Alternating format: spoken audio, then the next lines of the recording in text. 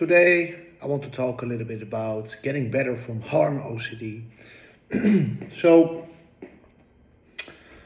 OCD latched in the year 2019 for me, and back then I was really stuck for many years with sensory motor OCD. So that stayed stuck for I think 4 years straight, 2023 or something. And for the majority of that time, I went in the wrong direction. So I walked the path of seeing therapist after therapist after therapist after specialist. And in the period, I was telling my story constantly, what I was experiencing and what symptoms I was having. So like constantly focusing on the breath, and I couldn't find a way out.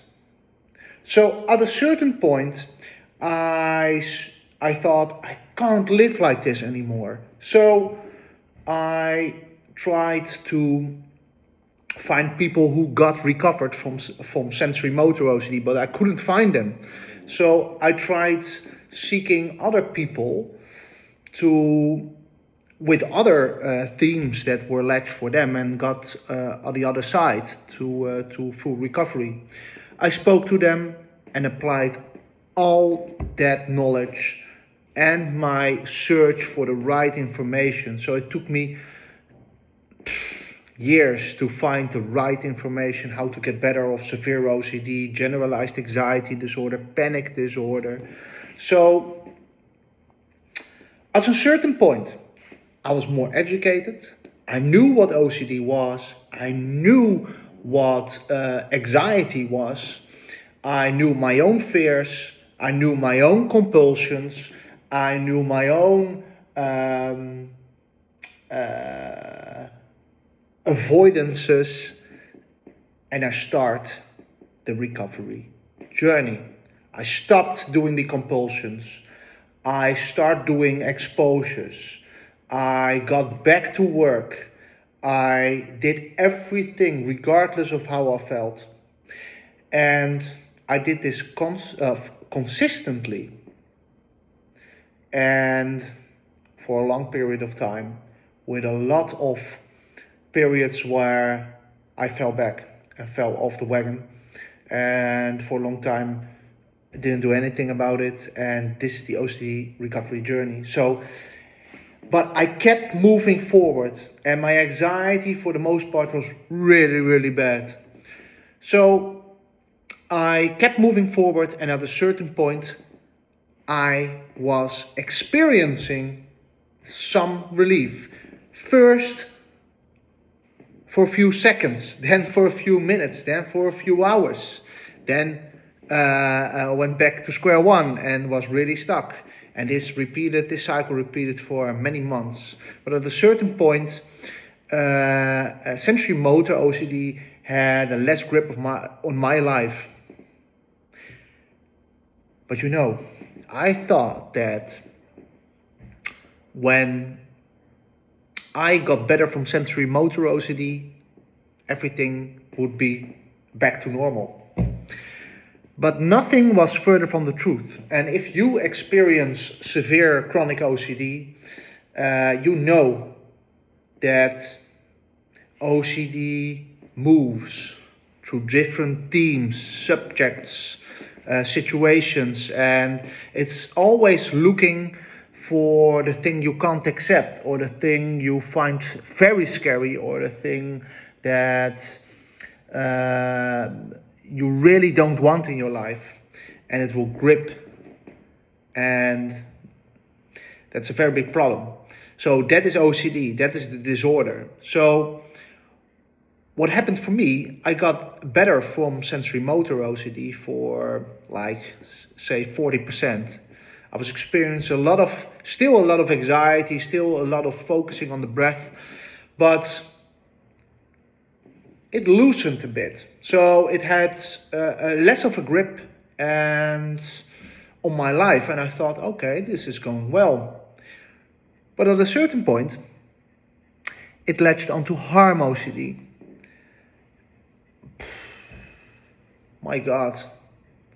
I thought, how in the world can I get over Harm OCD? Because I'm so scared of hurting a loved one, or hurting myself, or hurting an unknown person I don't even know, pushing them in front of a train or something, or run over via the car, or cause a collision when I was driving. So there was an instance where this first latched, and my anxiety was higher than ever before. It was feeling so real that I would or could hurt someone, because maybe I could, because I don't have 100% control over things I do, or maybe I could make a mistake and then could hurt someone, and that was really playing in my head for days, 24/7, and then it was stuck for like months on end. So I knew there was an instance where I needed to bring some passengers in my car, and that was my family, and we needed to go on a trip, and I was driving, and that drive was around 3 hours, and I was so anxious, I was so scared that I potentially could cause an accident and everybody would be hurt. You have no idea. I was so anxious. I had a panic attack for three hours straight. And I thought, whoa, I can't drive anymore. So my girlfriend, I think she drove home, I can't even remember, but it was a horror. So, and it expanded. First it was in the car, then it was, my hobby is cooking, so I'm a lot in the kitchen, cooking things, and then it latched onto sharp objects. So, or being around sharp objects. So at a certain point, I was avoiding using the knife when my girlfriend was at home, and then using the knife altogether. So you see, OCD is making your life smaller and smaller and smaller. You avoiding things is, oh, my hair is really bad. You avoiding the things you like or liked in the past will make your life smaller and smaller and smaller. At a certain point, you're only living in bed because you're so anxious to go in the outside world. And that is very debilitating. That's a pity, right? And OCD won't unlatch by its own. So when this happened to me, I was already educated about what OCD was, what anxiety was, and I was not used to, but a little bit more used to all the OCD symptoms. So extreme anxiety, extreme symptoms, extreme intense, intrusive, unwanted thoughts about my breathing. But I wasn't ready for the unwanted, extreme, intrusive thoughts about hurting someone or killing someone. My God. So, but I knew that the thing that I was doing, avoiding hair, man, the avoidance, the compulsions, weren't the answer. And I only sank further and further and further into compulsions. I thought, let's go again. So it's a little bit different path than sensory motor OCD, because sensory motor OCD is less. You don't need to do really that much exposures because it's already there. But for Harm OCD, you will need to stop doing avoidance and start introducing back the things that you're scared of. So exposure and response prevention and living your life is a very big part. And next to that are some other things I come on back later. But first I made a hierarchy of the things I was scared about within harm OCD, using knives, potentially hurting someone, and the things I was doing, so the compulsions and the avoidances, and start stopping these behaviors. So I started going back into the kitchen. I start going back into the kitchen and using sharp objects, sharp knives, kitchen knives, and went on holiday with multiple people, and I was the person who was driving. But I was freaking the fuck out in the beginning, because I was so scared, and I was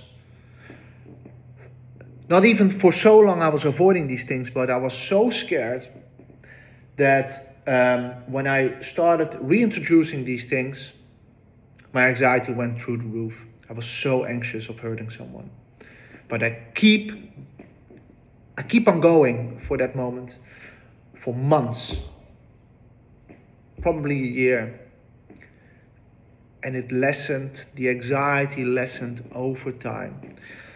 I did some intense CBT, so I did acceptance and commitment therapy, REBT, and learning about the Stoics, and really looking into my fears. What are the things I'm really scared of, and what are the things I can't accept, and make more peace with my worst case scenario and with these fears.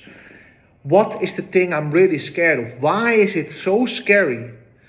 And acceptance is a very big part in the OCD journey, because you need to come to a place where you really are more accepting to yourself, others, and life. And next to that, stop doing avoidances, stop doing compulsions, and get a realistic view of how the world works. So,